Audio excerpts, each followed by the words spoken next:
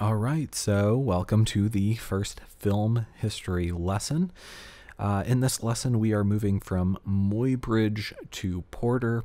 It's a sort of chronological history of pre-film to very early film.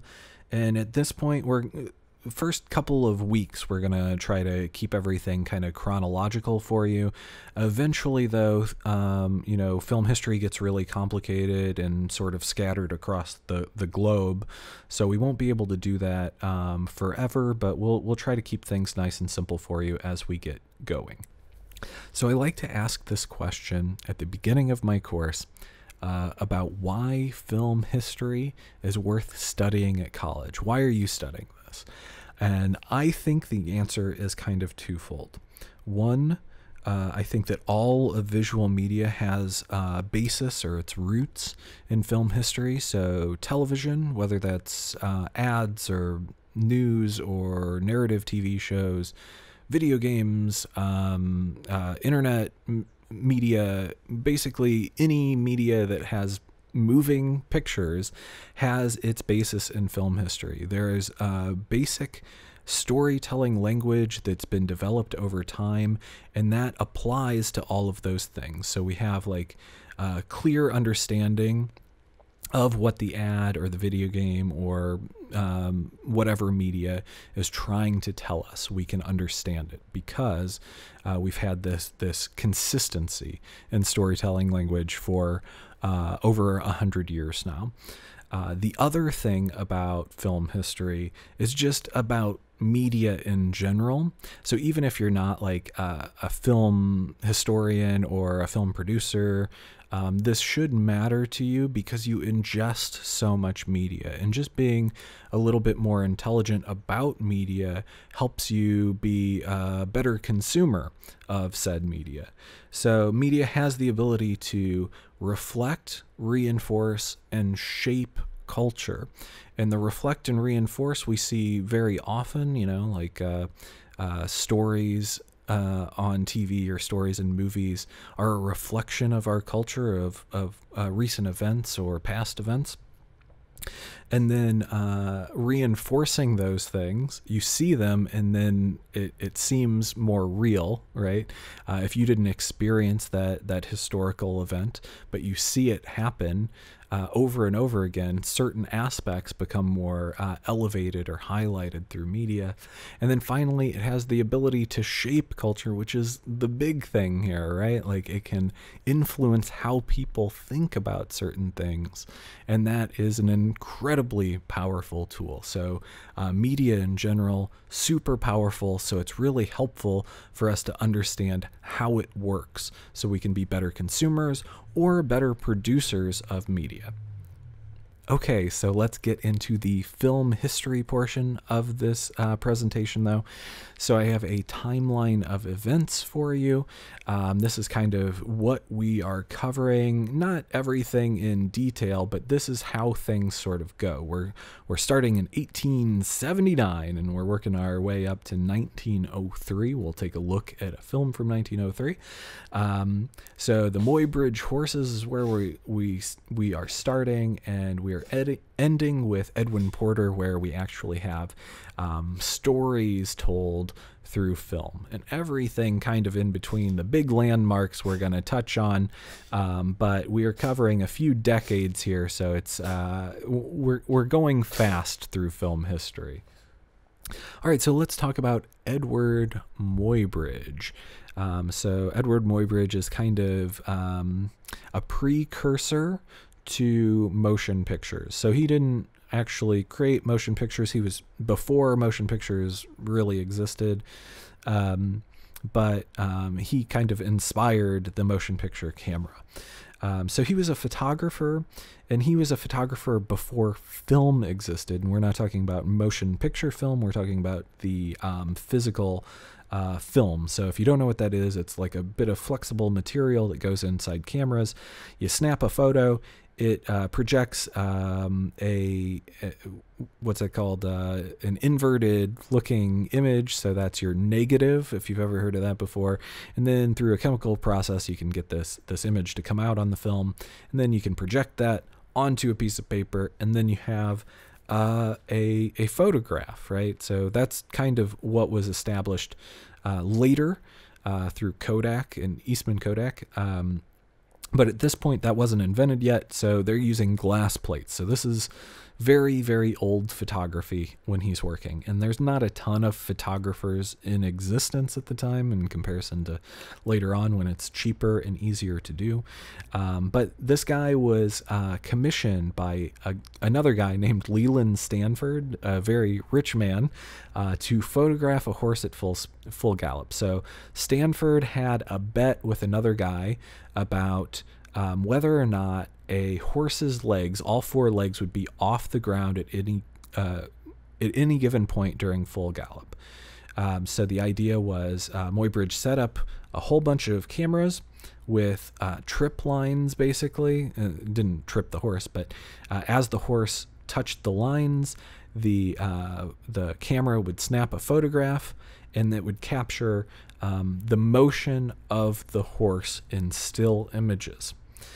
So, in case you were wondering, the horse did leave the ground, and Muybridge used these still images to create this whole thing called Animals in Motion. So it's a whole series that Muybridge would do, like animals, the locomotion of animals in a series of images. So after he created this series of all these animals in motion, the still images, he sort of animated them together with an invention that he called the zooproxiscope in 1879.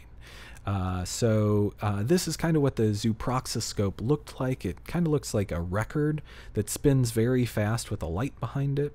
And if you look at one single one of these images, it gives the illusion when it's spun of motion. So that's what this kind of looks like.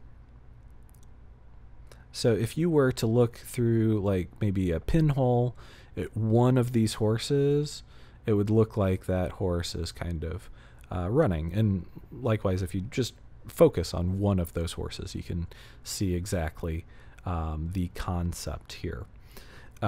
So this became really, really popular. So Muybridge would tour with the zooproxiscope to demonstrate the legitimacy of the idea that horses' legs lift off the ground, all four at any given point. So if you stop this thing and look at a single shot of the horse right here, people didn't believe that that actually happened in the course of a horse running, but when they watched it in motion, they could understand, right? Because that's what a horse looks like in motion.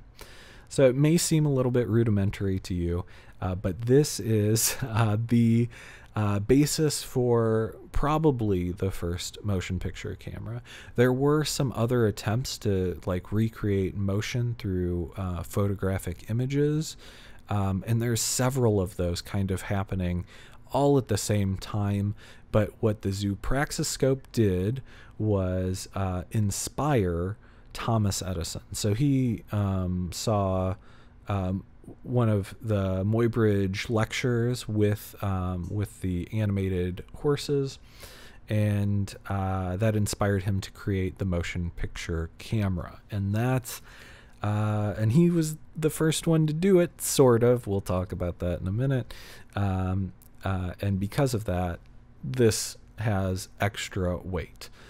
So there's a video here that I would love for you guys to watch about the zooproxiscope, about just how it works and its history. And I'm going to go ahead and link that in the YouTube video description. So go check that out for me before you move on to this guy, Thomas Edison. We were just talking about him. And William Dixon. And honestly, Thomas Edison's contributions toward the motion picture camera are often very overstated. So he decided that he wanted to create the motion picture camera, but how much work he actually put into it is arguable. He's widely regarded as the U.S.'s greatest inventor. I'm certain that you've heard of Thomas Edison before. He had 1,093 patents, so those are different inventions ostensibly, but really he's like a patent junkie, right? So there's lots of lawsuits. He's very pro litigation, and a lot of his money comes from preventing others from inventing certain things, or suing them for stealing his inventions, even though they might be a little bit different than his inventions. Not to discredit Thomas Edison entirely, certainly he helped with some things that we cherish today, and he did have an influence on the motion picture camera, but he didn't exactly invent its mechanical elements, right? Like that was kind of outsourced to a guy named William Dixon. So by 1891, the first motion picture camera, kind of as we know it, was invented, called the kinetograph. And William Dixon basically came up with the mechanical elements of the motion picture camera. And how you viewed these films was through like a little viewfinder. So that small strip of film that I was mentioning before, that's all you were looking at, right? Like a loop of that little bit of film, and we'll take a look at some of those films in just a second, for a few seconds. And it's not kind of how we understand films to be today, not like projected on a wall or, now through a television, but where multiple people can view all at once. And there's something else going on at the time in France, where projection is becoming a thing. And Dixon eventually decides that projection makes a lot of sense, and that's where motion pictures should go. But Edison makes more money charging person to person to look at these films. And he's very against the idea of a projector initially. So as Dixon decides to work with a guy named Woodville Latham on a projector, they have a major falling out, and you'll notice that as we go on, Thomas Edison has a very strong grudge against Dixon for working with someone outside of Edison on something that could potentially cause Edison some money.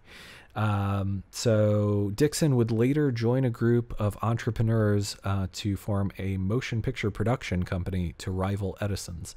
So even as projectors became a thing, Edison really has the market cornered for films and film production in the United States. But some people would start to make their own films eventually, sometimes by taking these projectors that were created and turning them into motion picture cameras. Remember, Edison is very protective of his invention, so only people that were approved by Edison could go make films at the time. So once that became a little bit more democratized, where other companies and other people could actually make their films, all of a sudden Edison had some competition. But before we had the mainstream projector, we had what was called the kinetoscope. You would go into a small building and pay a few cents to look through a viewfinder and see pictures in motion. So only one person could see it at a time, and it was just a very short loop of some ostensibly interesting action. And we're going to go ahead and take a look at some of these very rudimentary motion pictures. So this is the kinetoscope. So this is the device that you would look through to see the motion picture image. And we're just going to go ahead and take a look at some of those early Edison pictures, motion pictures.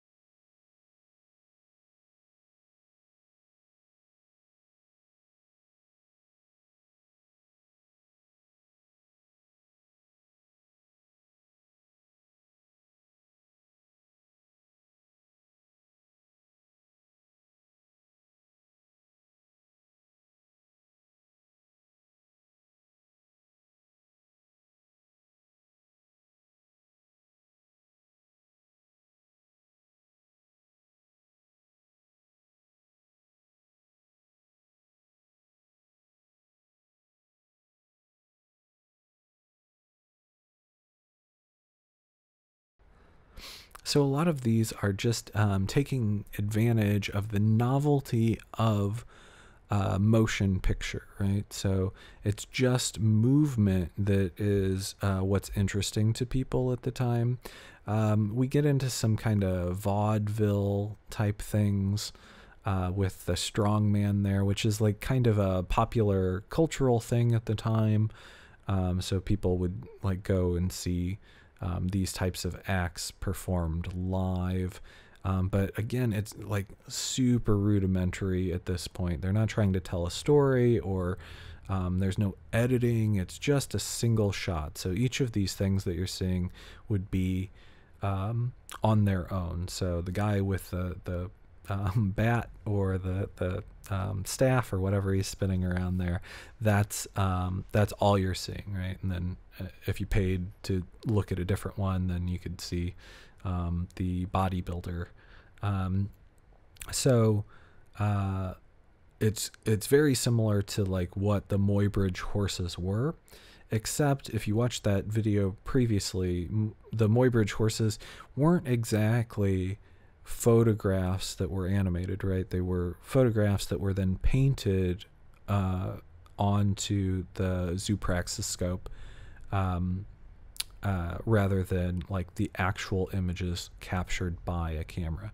So that's what's new about this. It's also not on a disc. It's the actual film that you would be seeing. And it's incredibly popular for its novelty, but soon that novelty will wear off. And then where does it go from here? So there are so many like media novelties that exist, and we'll even talk about a few, like three-dimensional photos. Like they existed in the early 1900s, but the artful storytelling aspect that comes a little bit later is what kind of solidifies motion pictures as an actual medium that would exist for hundreds of years later, hopefully, if things continue.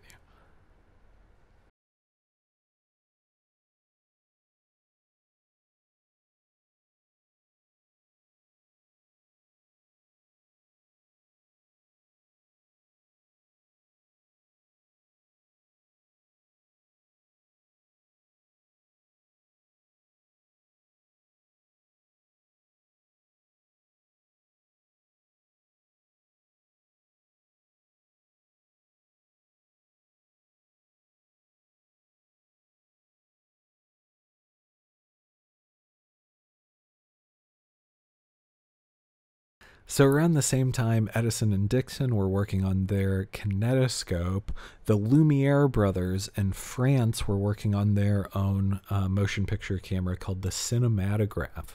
It's just like Edison's kinetoscope in that it uses sprocket fed film. So like that was the big thing with the big hurdle to jump over with the kinetoscope and motion picture cameras. As soon as that flexible film came out with sprockets on the side, it was able to be fed through a camera at a high rate, a high enough rate to capture images in motion. Previously, with those glass panels, it was incredibly difficult to replicate anything looking like motion in photographs. What's really interesting about the cinematograph is the Lumiere brothers discovered that if you made a slight alteration to the camera, you could actually project the images onto a wall. And the Lumiere brothers hosted a few events where they brought some friends in and they projected some of the images that they captured, and found that like that communal experience of watching films with multiple people was a very popular idea. And because they were open to working with other people with their invention, it really took off through Europe and parts of North America too, but mostly like Europe, and even like Japan. They got a cinematograph as well. So where Edison was really restricting the ability of people to use his camera, like only people that he chose to be trained a certain way got the kinetoscope. The Lumiere brothers were very open to training as many people on it as possible, and because of that, the cinematograph became very popular across continents.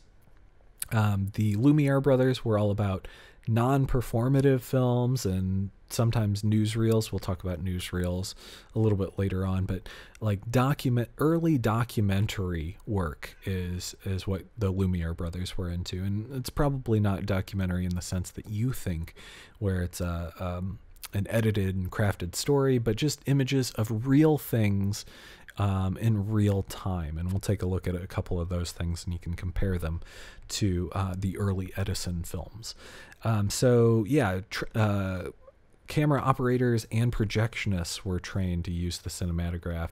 And because of that, a whole lot of interesting artists were able to adapt to a new art form and develop interesting new ideas that would contribute to how we tell stories. Here are some Lumiere brothers films.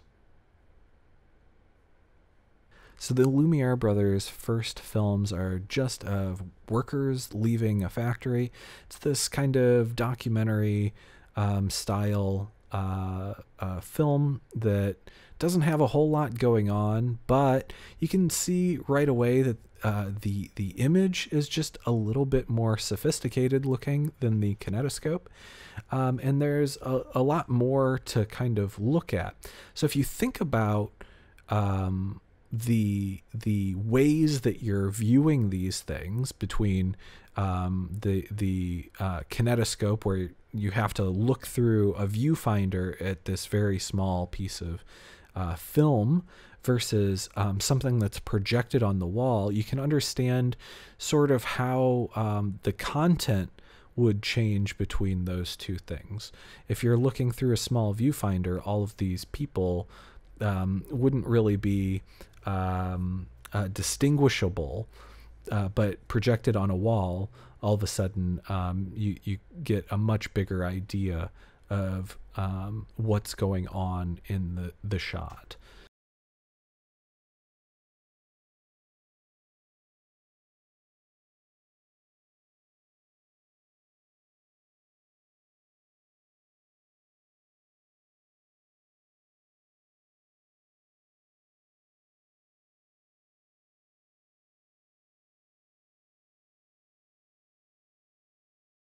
You'll notice some other more sophisticated things too.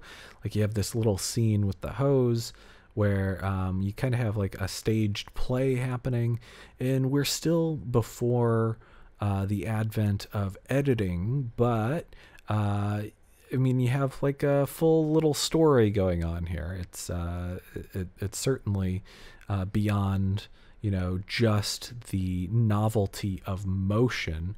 You have like a bit of comedy.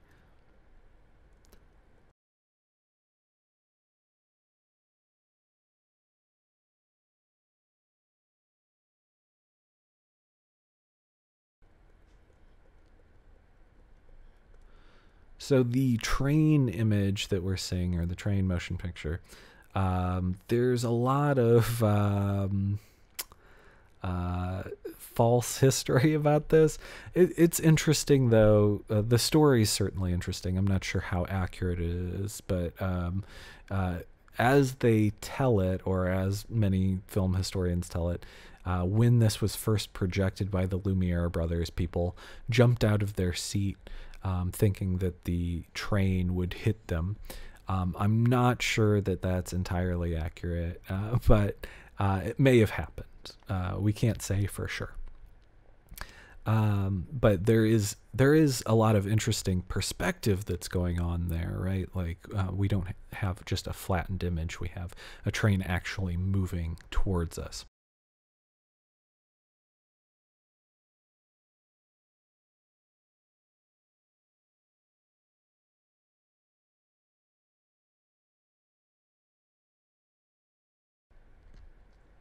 And then in this last one, you can see some experiments with special effects that just by reversing the film, you can see what happens here. And I'm again, like we're at a very rudimentary stage. This is before editing exists, so here are your early experiments. And like even today, we see some like reversed film and video for special effects. So I guess they are sort of the originators of that idea.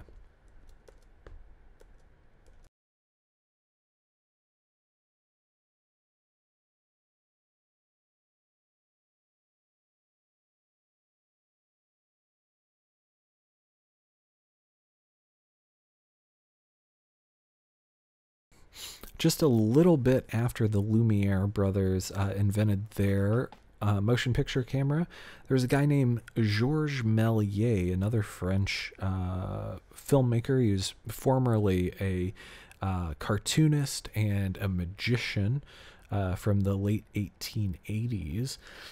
And he saw the Lumiere brothers' projections and really wanted one of the cameras to enhance his magic shows. But it was a little bit early for the Lumiere brothers, early in their invention process, so they declined giving him a camera. But Georges Méliès would not be deterred by not being able to pick up a camera.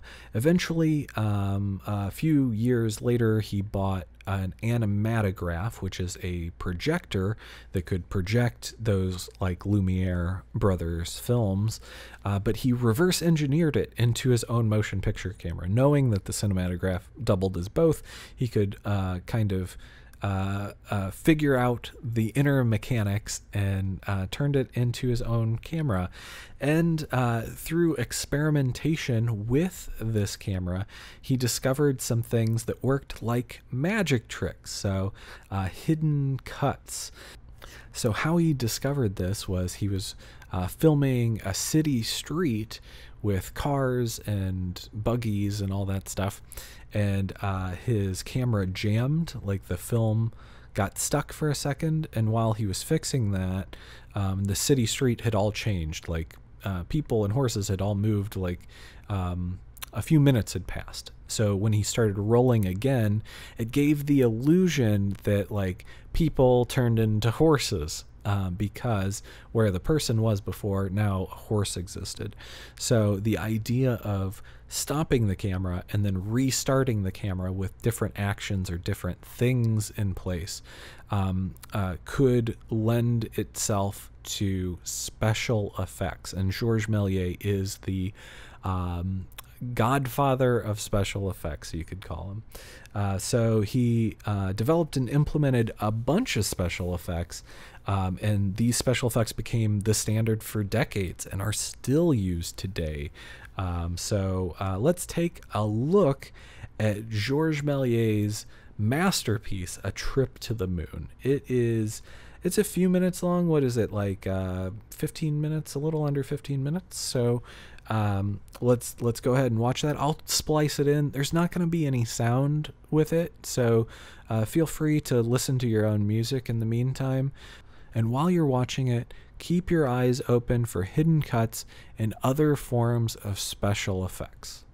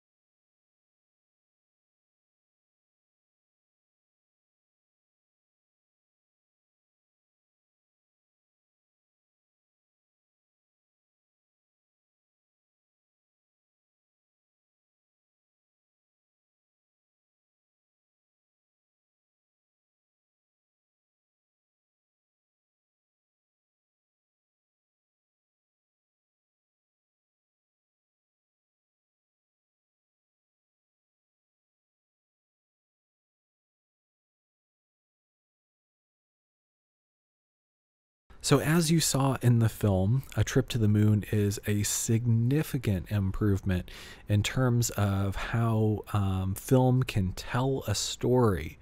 And this is less than a decade from when motion picture cameras were even accessible to people. So Méliès deserves a ton of credit for establishing so much of what we know as film in general. Not just editing and special effects, but certainly that as well. So there is a discussion question up about A Trip to the Moon and Georges Méliès's work on it. So if you go to Blackboard under discussions, you'll find your first discussion question there. It's a pretty simple thing, but it's kind of like the earlier you get in, the more options you have to answer. But you can always do a little bit of research and a little bit of digging to find an extra answer, since you can't repeat anybody else's. So get in there quick if you can, and it's a fairly easy question to answer. So Edwin S. Porter, he is the last guy we're going to look at in this first session. So he began as a touring projectionist for the projector scope, which is another projector. It's not the animatograph, it's not the cinematograph, it's the projector scope. So he travels the world with the projector scope as a projectionist, and he kind of there's more to these projections of films than just people walking into a silent theater and watching the motion picture. There's sometimes music that accompanies it. There's sometimes actors that accompany it. And Edwin S. Porter is really good at putting together these kind of events around the projections. So he goes to New York and he programs musics and scripts to accompany Edison films. So he's doing the same thing for Edison's films now when he comes back from, I think he's in Brazil or South America, and then he comes back to New York to do some stuff with Edison. Edison Films is based out of New Jersey.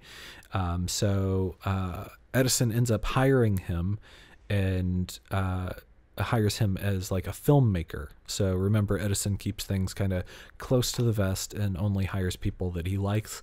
He likes how Porter builds these projections and stuff and these productions around a projection. So he thinks that he would do a strong job at creating films that are a little bit more complex than the ones we saw from early Edison films. So Porter has seen A Trip to the Moon, and likewise a lot of Americans have seen A Trip to the Moon because Edison kind of stole it.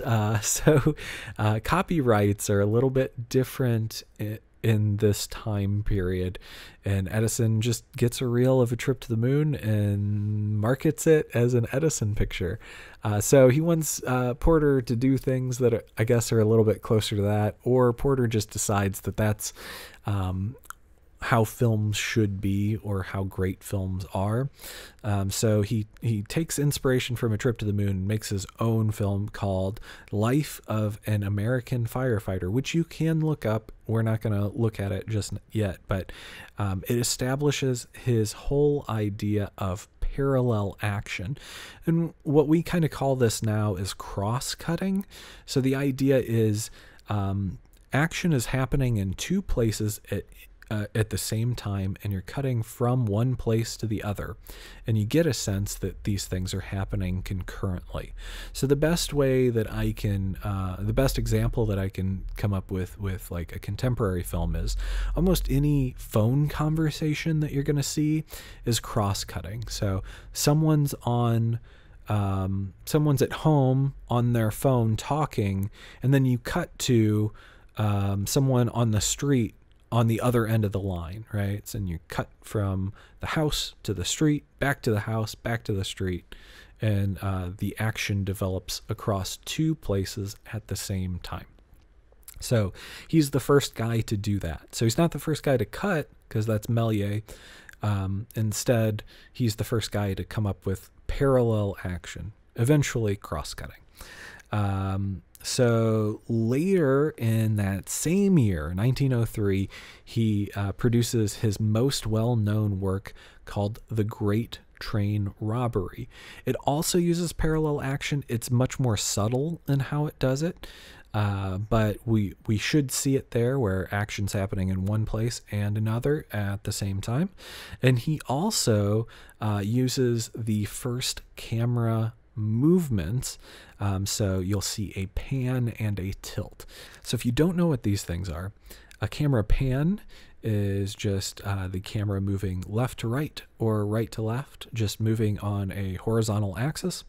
And a tilt is going up and down. So not both. It can go from down to up, or from up to down, or from middle to down, or from middle to up. It's just that vertical movement of the camera. And he also uses the first close-up within a narrative. So a close-up existed before, but this is the first time we're seeing it injected into a story. And it's not exactly in the middle of the story. It's kind of separated from the rest, but at the same time, it does exist, and this is the very beginning of it. So we're going to look for all of those things when we look at Porter's work in The Great Train Robbery.